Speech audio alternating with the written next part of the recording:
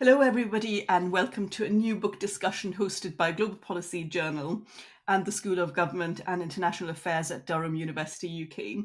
My name is Eva-Maria Nag, and I'm the executive editor of Global Policy Journal.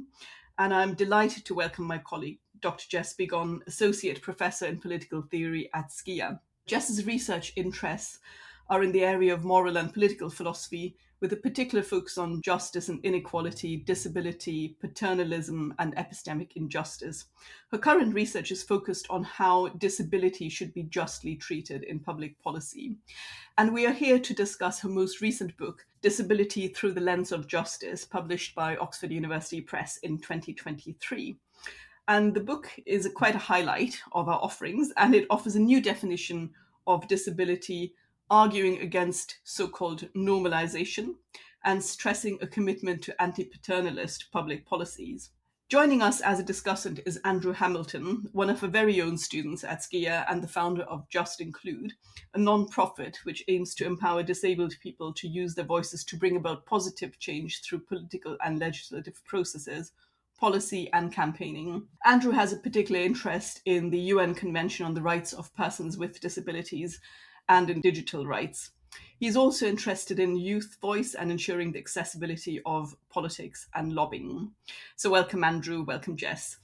I'd like to kickstart the discussion with Jess and ask her about how she constructs her way and her ways of thinking about disability. Yeah, sure. Thanks, Eva. So I guess the standard approach, at least kind of outside of the world of disability kind of studies and disability activism, is to think of disability as kind of a problem to be fixed, kind of as a lack, an absence, something that we need a kind of a medical intervention to eliminate. And sometimes it's just kind of a real tragedy, like one of the worst things that can happen to you. So I think that the focus on fixing, in that sense, eliminating it is wrong. And as I'm sure Andrew would agree, then there's nothing kind of inherently wrong with kind of differences in the way that bodies and minds function. So that's kind of what's usually called impairment. Obviously, the language of impairment sounds quite negative, but I think we kind of should reclaim that terminology just to mean kind of difference, atypical functioning, rather than necessarily kind of defective or worse or impaired functioning. So the idea is that I think we should focus not on the sort of the person and how we do stuff, but on kind of what we can do in a much broader or more generalized sense. So the kind of opportunities that we have access to. So can we be mobile? Can we form relationships? Can we like enter the world of work? Can we enjoy leisure activities? So those kinds of things I think are what matter. And I think that we're disabled in the sense that I kind of understand it when we can't kind of access those opportunities. So it doesn't matter how we get the opportunities, what matters is that we can have them. Obviously, sometimes that's the result of just the way society is structured. So that's kind of the insight of the social model of disability, that a lot of the reasons that people can't access these opportunities is because we don't set up the world in a way that enables people who function atypically to have those opportunities. But sometimes I think it's not so straightforward to kind of fix the social structures. The barriers that people face are more intractable, not kind of just a simple matter of discrimination. So the consequence, I think, of this definition of disability is going to be that sometimes kind of paradigm, like obviously the poster child literally of disability is that person in a wheelchair. But I think that using a wheelchair doesn't necessarily mean that you're going to be disabled in the sense that I mean it, in the sense of not having those opportunities. But it also might mean that like lots of people with invisible disabilities or invisible impairments rather are going to count as being kind of disabled. Thank you, Jess. This is really interesting. Andrew, you wanted to comment on the definitions, didn't you? Yeah, so particularly with coming from a policy perspective, suppose I have these two definitions. So we have the medical model, which focuses very much on the impairment in a more negative way in terms of that the disabled person is the problem. But you also then have the social model, which, as Jess said, focuses on how it's society that puts in the barriers, it's society that makes a person disabled, and it's society that should be taking steps to make an accessible world. So, for instance, our current legislation, the Equality Act, and the predecessor, the Disability Discrimination Act of 1995, are very based on medical model, and we still find within a lot of particularly government messages that is still the focus and what a lot of current policies are based on. Whereas on the other hand, you have the third sector, the lobbyist sector, and the disability activist movements, which the main focus is on social model, and that's reflected in a lot of reports, policies, and my work mainly focuses on the UN Convention on the Rights of Persons with Disabilities. So that's the social model is sort of seen as this the way forward and the way that legislation should be designed, and in a way, I think that's very justified because, as Jess said, disability, more so impairment, is just atypical functioning. It's just a different way. If a disabled person, in this sake, I'm just calling it disabled person, circumstances are not disabled anymore if all barriers are removed. And I suppose the last thing would be, yes, the social model doesn't fit perfectly outside of a theoretical context because there is always going to be edge cases. For example, how do you create an accessible society where one person it's accessible using stairs and another it's accessible using a ramp? So that's obviously a very basic example. In realizing it, there is some challenges, but I think in contemporary society, those problems exist. But I think it's also something that hopefully will be a less problem in the future with technological advances that could solve some of these issues in the future, but obviously not today. Yeah. I think it's like an interesting example of where a different kind of language might work in one context and another. Because in the context that you're talking about, right, where you're trying to challenge the medical model in these acts that you're talking about, you can understand why there's this huge emphasis on the social model, because it's kind of just as a sort of strategic approach, right, to try to kind of counteract going massively in one direction. But I think, as you say, it can sometimes kind of go too far the other way, and we just act as if we just had some kind of principles of universal design, then we're going to eliminate all the barriers that the people with kind of impairments face, and that just doesn't seem to be the case. For the reasons you say, that needs pull in different directions, and universal design, whilst good, is not always possible, and just sort of like technological advancement. So I think just sort of moving away from that kind of debate over like, is it the person, is it society? Well, like it's definitely both, but we should just sort of try to take a bit more of a holistic approach and just think like, what can people do, and look at all kinds of solutions rather than trying to like limit ourselves to one or the other.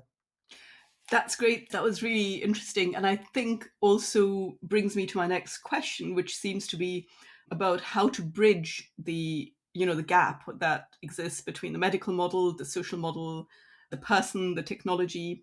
And you use the idea of justice to get to this idea, right, of removing obstacles. So could you say a little bit more about how you see justice coming into the question of disability through this particular lens that you're using?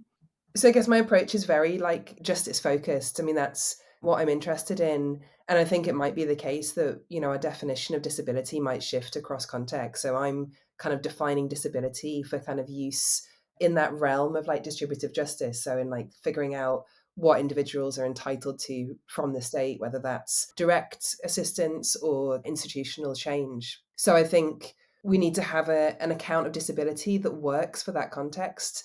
And I think that could shift. Like, as we're saying, the goals of activist movements change over time. So we need a definition that works, that achieves our social justice goal. And I think it works two ways, though, as well. So I think that also understanding the content of our theory of distributive justice, so understanding like what we are actually owed from the state, is also going to be massively affected by reflecting on the disabled experience. So we need an account of distributive justice that like properly accommodates for disabled people. So there's that kind of justice informs disability, I think, and disability informs justice. So in terms of my actual like substantive view, I think that broadly speaking, as I've kind of gestured at already, individuals are entitled to kind of capabilities or opportunities. And I think that thinking about disability or about this kind of diversity of functioning helps show why this is the right approach. Because if we're thinking about opportunities rather than resources, so ends rather than means, we can see that disabled people, if they have to, for example, spend a lot of their resources on assistive technology, they're just going to have less opportunities than able-bodied people. So just saying, well, your income is the same, so equality has been achieved, is obviously really misleading. If a disabled person is kind of forced to spend their money on something to, help them to walk or to breathe or to get around in the world, so they're not going to have the same kind of opportunities. So I think that then what justice requires is, in a sense, eliminating disability, which I know can sound really objectionable and even offensive, but it's just important to emphasize that I mean disability in the sense of opportunity loss. I don't think it's possible in the near future for the reasons Andrew said, but that the goal of justice should in a way be kind of making it the case that everybody has the opportunities to control important parts of their life, regardless of how they function. But eliminating disability in that sense does not mean eliminating physical and cognitive difference at all. On the contrary, it just means accommodating it a lot better. So then I think when we're thinking about state assistance, we kind of need to move away from this one size fits all approach, the kind of, you get a diagnosis and then that entitles you to some response from the state. So I think diagnosis matters less. We should just focus on opportunities. The same sort of condition can affect different people very differently. Like dyslexia or something can make it very difficult for some people to kind of live their lives and pursue opportunities, and for other people it's just not going to matter so much. And also people who aren't dyslexic can struggle with literacy, and they deserve the same help. You don't need to kind of have that diagnosis. So yeah, I think kind of moving away from that approach of you've got a condition, therefore you're entitled to X, and more to a kind of holistic, what can you actually do, and what do you need in order to be able to kind of control your life. So yeah, Andrew, I mean, I guess in a sense that's what the personal independence payment assessments are supposed to do. Obviously not in reality. Do you think that's the right kind of approach if it could be made to work? Or theoretically, personal independence payment assessments should focus more on an individualized approach rather than it being on diagnosis, because obviously two people with the same conditions will have completely different needs often. So in theory, it should focus on from the individual perspective, but within the sort of the disability sector at the minute, the current state is in, it's very challenging in terms of it focuses too much on what disabled people can't do, and it should maybe more focus on the particular challenges that a disabled person does face and then the support that they require. It's also at the minute, the way it's done currently, there's a feeling it's not very dignified, and it's often carried out by underqualified professionals who don't understand the day-to-day challenges. For example, 70% of PIP appeals are successful, that's according to His Majesty's Courts and Tribunal Service 2024, and this shows that there's a real problem with the system currently from a policy perspective, mainly due to it's trying to focus on the individual, but the way it's currently implemented, it often is it's a very stressful experience for disabled people. It's been implemented quite poorly from a policy driven approach. yeah, I mean, it's also not clear what the goal is, right? If the goal was really to enable everyone to have opportunities, that would be one thing, but it feels like it's a lot more about kind of cutting costs. I mean, you're right, obviously, about the issues with not being properly qualified. But I wonder even if it was carried out by qualified individuals. I don't know, do you think the way in which it's approached, where you're kind of having to prove yourself to somehow not be able to do stuff, that just seems to be... I think just a multifaceted problem in terms of you've got underqualified assessors, but also I think the system as a whole, it's a very poorly implemented system. Like you said, doesn't really have a clear goal. It seems that it's not really focused on individualist approach like it's claiming to be, but it's more focused on cutting costs. And I think to solve this problem, it would need massive reform more than just bringing in qualified assessors. I just think the way it's been executed has been very poor from a pure policy perspective.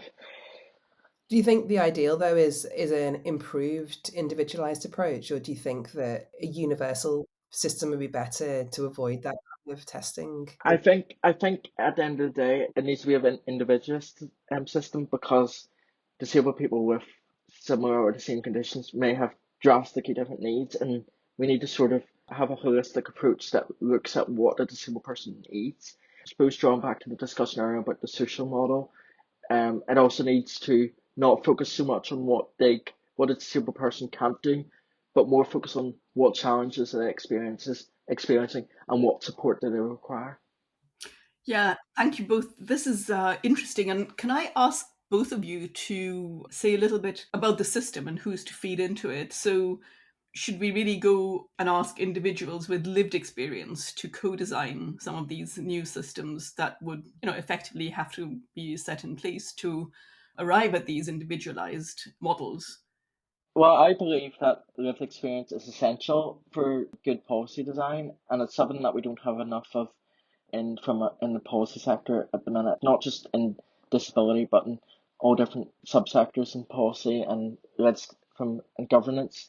Government policy and legislation at the minute is created by people with no experience, personal experience of disability, who realistically basically don't have the full understanding of what it's like to live with a disability. So it's my opinion it's essential that's used in policy design going forward, getting disabled people to the table to create effective policies that eliminate barriers. On sort of the adaptive preference, I think we certainly can trust disabled people at the table. They may not know fully their opportunities that they should be entitled to, but sort of the counter that, the view sort of I take in the policy sector is that disabled people like me and like others that are within sort of the activism and the policy sector are wanting a seat at the table because they recognise the injustices and barriers that are placed upon disabled people. So essentially those that are wanting to be involved and that are involved in co-design are well aware of the injustices that disabled people do face. Yeah, no, I think that's right. And I think with the kind of adaptive preferences thing, there can sometimes be a tendency, right? So maybe we should quickly say what adaptive preferences are for people who don't aware. So basically the thought is that people kind of get used to their circumstances, whatever they are, including quite bad circumstances. So like Stockholm syndrome is the kind of example, or the fox and the sour grapes. If you can't access something, you sort of decide you don't want it anyway, kind of thing.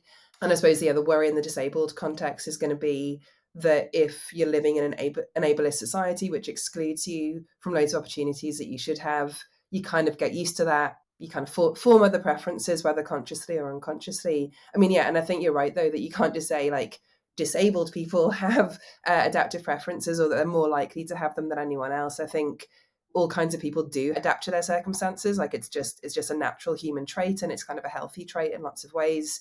I think the problem is that groups which are subject to injustice, the kinds of things they're adapting to are obviously unjust. And so they're more kind of problematic from the perspective of justice. But then, as you say, the people who are likely to be around the table in these circumstances are those who are consciously very aware of the injustices of the ableism in society. So there's not really any question that they're failing to see the barriers that, disabled people kind of face. I guess it's worth distinguishing though, like between two different problems, I guess, that adaptive preferences could cause. Like one is going to be what rights do people demand for themselves?